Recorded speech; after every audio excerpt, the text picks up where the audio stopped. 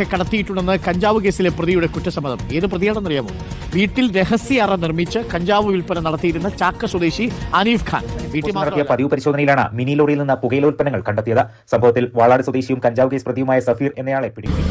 Guys, ആദ്യത്തെ video ഒന്നൊഴിച്ച് നിർത്തിക്കഴിഞ്ഞ ബാക്കിയെല്ലാം തന്നെ വയനാട് എന്നൊരു ഡിസ്ട്രിക്റ്റിൽ മാത്രം മുത്തങ്ങയിൽ വല്ലാണ്ട് നടന്ന കഞ്ചാവ് MDMA വേട്ടയിലെ പ്രതികളാണത്. ആ പേരുകളൊന്നൊക്കെ കൃത്യമായിട്ട് ശ്രദ്ധിച്ചു കഴിഞ്ഞാൽ ഒരു കാര്യം മനസ്സിലാവും. നല്ല ഈമാനുള്ള പിള്ളേരാണ് ഇപ്പം മൊത്തത്തിൽ കുടുങ്ങിക്കൊണ്ടിരിക്കുന്നത്, അതും വളരെ ചുരുങ്ങിയ കാലയളവിൽ. ഇതൊന്നുമല്ല, ഇനിയുമുണ്ട് ഒരു ലോഡെണ്ണം.